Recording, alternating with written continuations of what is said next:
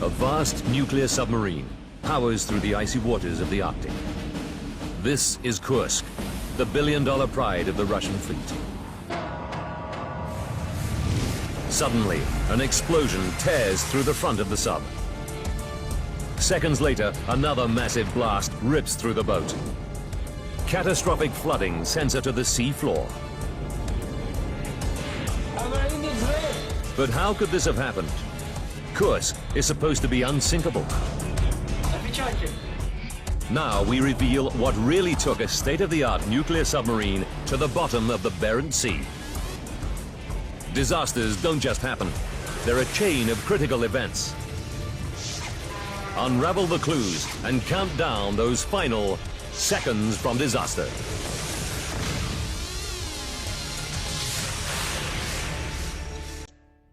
August 12th, 2000.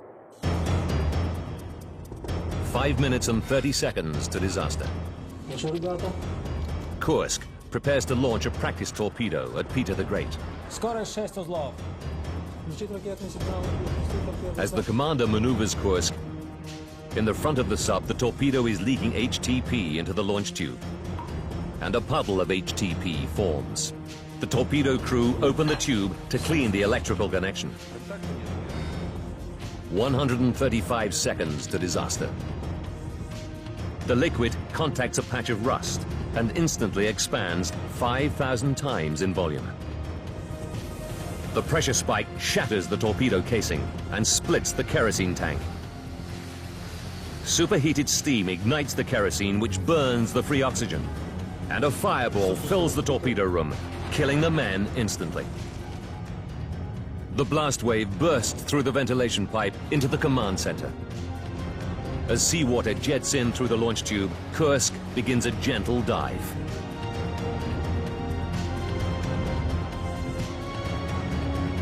Now there are 21 torpedoes being cooked in a fire, fueled by 500 kilos of kerosene. As the internal temperature of the warheads reaches 400 degrees Celsius, they will spontaneously explode. 11:30 and 15 seconds. Catastrophe. In less than a fifth of a second, up to 7 torpedoes explode. The supersonic blast slices through Kursk's watertight bulkheads and hurtles towards the nuclear reactors. But the reactor shock absorbers cushion the 50G acceleration, and the bulkheads contain the blast wave. Control rods slam into the reactor cores, stopping the nuclear chain reactions. Meanwhile, at the front of the sub, the pressure hull is stressed way beyond its limits. The 5-centimeter thick steel tube bursts, and water explodes into the boat through the 70-meter long hole. Just minutes after the first explosion, the pride of the Russian fleet lies a wreck on the muddy bed of the Barents Sea. A tomb for 118 men.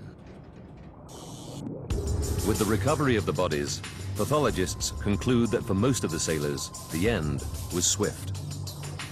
But 23 men at the rear of the sub clung on to life for up to 8 hours after the explosions.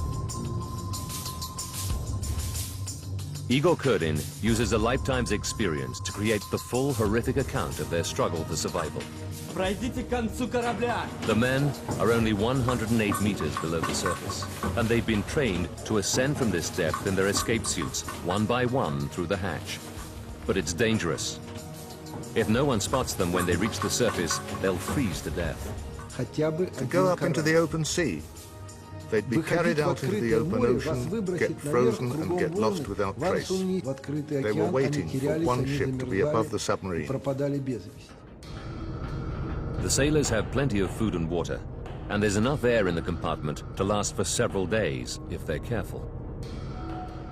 But each time the men breathe out, they exhale carbon dioxide. Even at low concentrations, this toxic gas can kill.